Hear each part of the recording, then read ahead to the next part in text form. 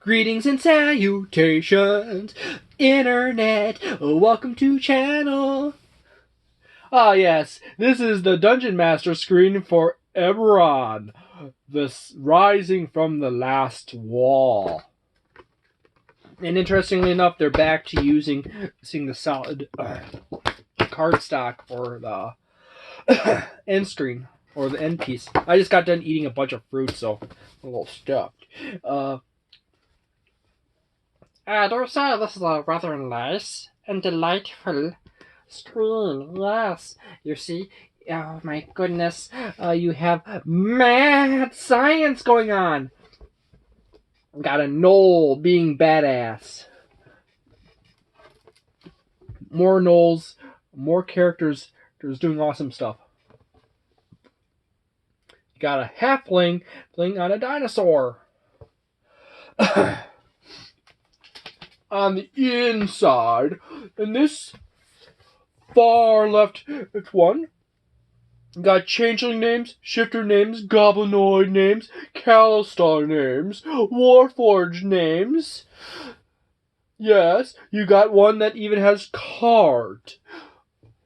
So you can have card on a card. You have languages listed there, exotic languages, and the months for Eberron. As we move to the second panel, we have all the basic dragon marks and their houses. And then we have the main continent of Eberron. This is the main continent for the book. There is another 6 or 7 continents. I think I might have. But this is the main one that's covered in the book. There's actually, if you want to know more about Eberron, there's actually some really good stuff.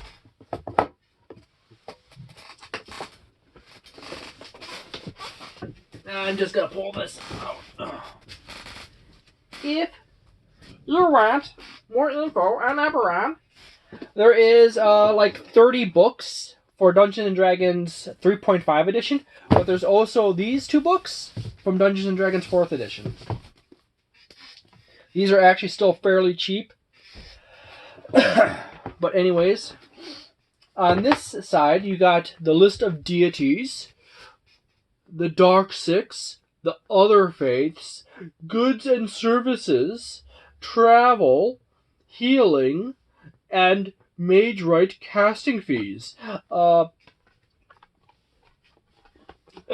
I'm going to say, overall, this is actually probably one of the weaker, later end ones. The map is neat, but it's a just super general overview map of the world. It doesn't truly add a whole lot. It's super zoomed out, so you don't have any dedication to any territory or region of the main continent. It's just telling you Demon Wastes, Elden and Reaches, Shadow Marches, the Mournland. You know, that's not terribly exciting. If you're super new to Eberron, you're going to look at this for a short period of time, use it maybe a little bit, and then probably put a piece of paper over it with something important. That is just hardly anything. These charts over here are kind of useful, but a lot of this information is actually more useful for the players to have. And once the player writes down, say like they follow Boulder, and his province is community, home, and life as his cleric domain. You don't really need it as a game master. And you don't really need a lot of this information over here. It's handy to have the healing chart over here and the communication services and stuff like that. These charts down here are somewhat useful. These up here are like you use them at the beginning of the game and like give them to your player, give the information to your players, and it's like done, you know. And then you go over here. This is just super basic. If you're focusing on the houses and the dragon marks, okay, you're going to get a little bit of use out of this, but it's all small quantities of information that is not terribly hard to remember or write down on a piece of paper. So it's another area you're probably going to put a notes over. This is handy over here for quickly generating characters your players are going to run into if they just happen to ask a name. Oh, hey, miss, how are we doing today? I am Frederick, and how are you? And ask the DM, you walk up to a goblin, a female goblin, and she's Aspa Milan.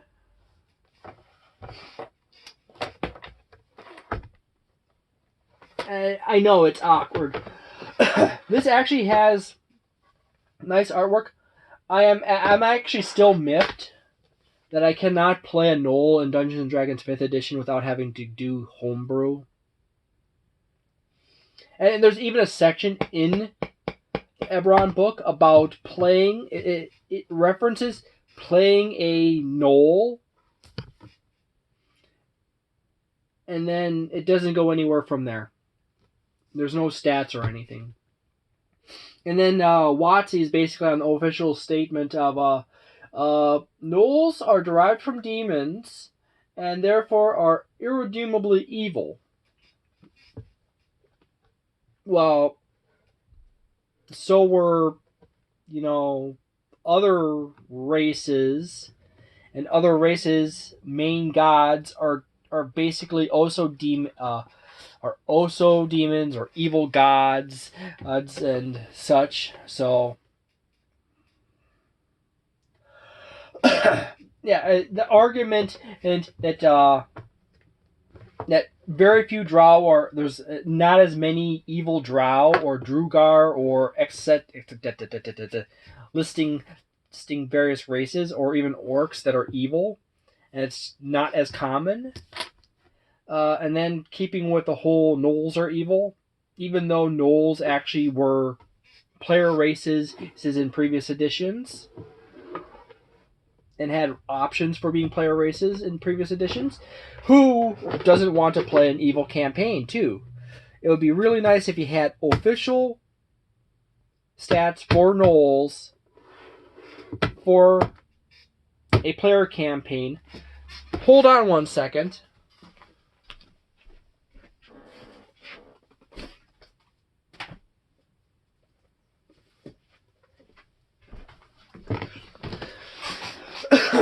I'm off on a rant now. God dang it. Oh, where's my babies? Where's my babies? Where's my babies? I'm looking for my babies. Oh my god, I just came across a cute ass.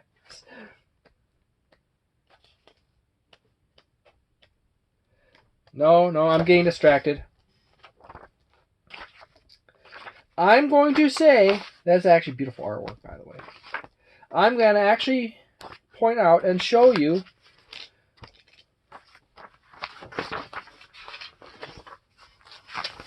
that Pathfinder 2nd edition has Gnolls as a playable race.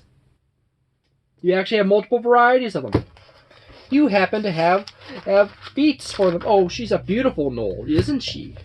You got a regular beautiful Gnoll, and you got an ant Gnoll. Pathfinder 2nd edition. Mwangi Expanse. In Pathfinder 2nd edition, which is more SJW woke than WotC, has Gnolls in it. I want Gnolls in my D&D as an official player race. Seriously, off on a rant. But anyways, this is just really handy for a DM to quickly throw out names. and you got your months there. Oh my goodness. Food allergies. And you got a nice list of languages. But 1, 2 quarters, and a bit across the top over there. This is like not that big of a deal either. This is nice to have, but that's not amazing. That's handy, having the names and the months, as well as the goods and services and travels and healing services and majorite 8 casting fees. But this is one of those things where it's handy if you're completely new to Eberron and you haven't spent any time writing all this stuff out. But so much of this screen is just underwhelming information, or information you could easily write down or remember easily in the middle of a game, most likely, because there's those times, you might forget a simple detail. But this is one of those situations. This is like that 2.75 star territory, or the 2.75 star. If you are super unfamiliar with Eberron and that you're literally going into Eberron fresh, this might be a 3 star. But it's not terribly amazing. It has nice artwork on it. It's another screen. It works. But it doesn't really give you a whole lot of good value. So, your default screen is probably still the best option. This Eberron screen is a little bit on the lacking side. It would be nicer if it had a whole lot more awesome stuff in it. Yeah. Yeah, it's basically, it defaults, if you are experienced with Eberron and you know the naming traditions and the months and the basic locations and you have some of this stuff written out already, and you don't want to have it on a screen, this is probably not even worth. There's not a whole lot in here that you cannot write out on a piece of paper. Most of the stuff is like one-time use, or like once in every great while. Yeah, this is like a 2.5 star. If you're brand new to Eberron, it's 3 stars. If you have money to burn, maybe buy this, but otherwise I would just leave it. It's in that weak territory where it's, if you're strapped on cash, literally just no. I'm just gonna get the regular DM screen. I'm gonna have the regular DM screen, and that does basically most of the work for me. And whatever else there is, I just like print it out on a piece of paper from the book or handwrite it, because this is not terribly useful. Well, it's still useful as a screen, and it does have information in it, but it's nothing particularly amazing. Okay? This is kind of underwhelm.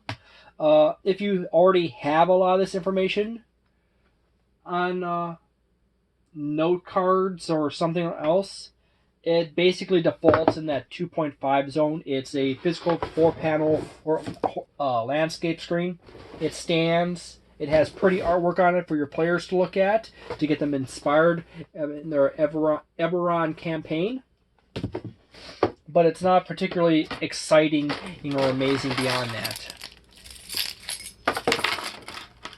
The charts on the far right are probably the most useful ones on the bottom, as well as the names and languages and months chart. The whole center of the thing is really basic information. A lot of this you can just write down on cards or something quickly, and yeah. Also, they don't even have all the dragon. They don't have all the dragon mark variations on here too. And it's also super basic information. So, yeah.